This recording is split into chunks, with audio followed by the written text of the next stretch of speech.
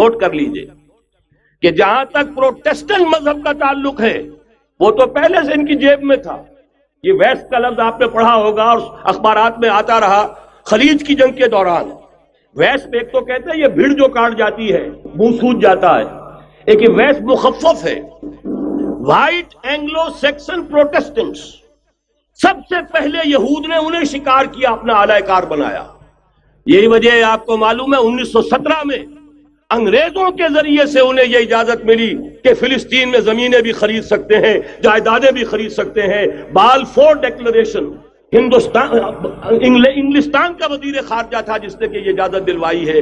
ورنہ یہ کہ خلافت عثمانیہ جب تک قائم رہی ہے، خلیفہ عثمانی ترک خلیفہ نے اجازت نہیں دی.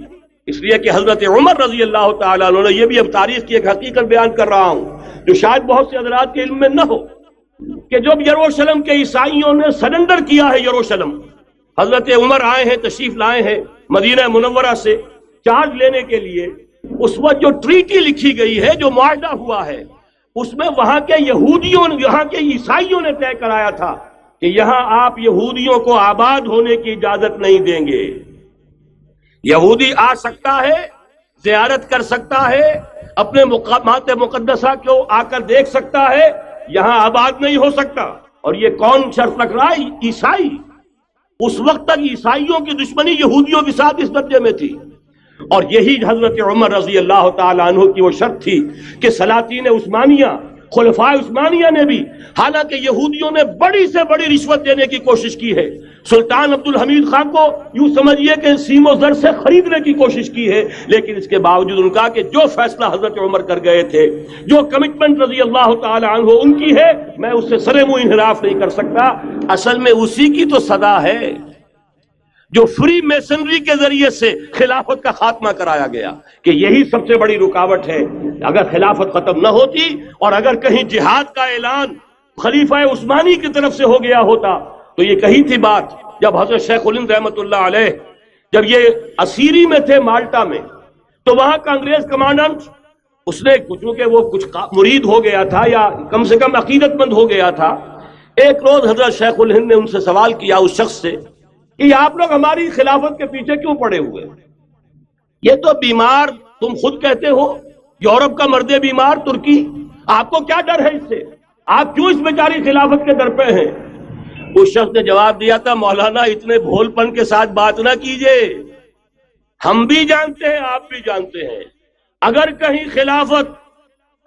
خلافت عثمانیہ کی طرف سے جہاد کا اعلان ہو گیا تو پورے عالم اسلام سے لاکھوں مسلمان اپنے سروں سے کفن باندھ کر نکل آئیں گے.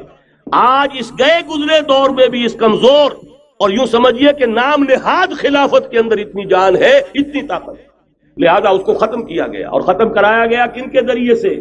وہ جو مسلمان کہلاتے ہیں تھے فری میسن، مصطفیٰ کمال پاشا فری میسن، اور اس کے ذریعے سے انہوں نے سارے کام جو کروائے وہ در حقیقت اپنے سازشوں کے ذریعے سے اور مسلمانوں کو استعمال کر کے کروائے. بہرحال بات لمبی ہو رہی ہے. پہلی بات تو یہ ہے کہ وہی نقشہ اس وقت کا آج بھی ہے جہاں تک یہودیوں کا تعلق ہے، لیکن فرق یہ واقع ہو گیا کہ اس وقت عیسائی یہودیوں کے تابع نہیں تھے، بلکہ عیسائیوں اور یہودیوں کے مابین دشمنی تھی. آج یہودی عیسائیوں پر مسلط ہو چکا ہے. فرنگ کی رگے جاں پنجے یہود میں ہے، اور آج کے فرنگ کا لیڈر امریکہ ہے. امریکہ کا صدر یوں سمجھیے کہ وہ ان یہودیوں کا غلام ہے. مجال نہیں کہ ان کی مرضی سے ادھر سے ادھر ہو جائے، اور اگر کوئی غلطی سے ادھر سے ادھر ہو جائے تو اس کا پتہ چاک ہو جائے گا. آپ دیکھیے کیا حشر ہوا ہے بش کا، حالانکہ بہت بڑا ہیرو بن کر نکلا تھا گلف وار سے، لیکن ذرا سا ایک بیان دے دیا تھا کہ جو اسرائیل کو پسند نہیں آیا، تو جو الیکشن میں چاروں شانے چت ہوا ہے اس کا جو حشر ہوا ہے وہ دیکھ لیجیے. تو پہلی بات تو یہ سمجھ لیجیے کہ آج بھی یہودی، یہ نیو ورلڈ آرڈر ہے، نیو ورلڈ آرڈر، اور اس میں عیسائی دنیا اس کی اعلی کار ہے. اصل دشمن نمبر 1 میرے اور آپ کے اندر موجود ہے، میرا اور آپ کا نفس، اور دوسرا خارجی دشمن سب سے بڑا یہودی.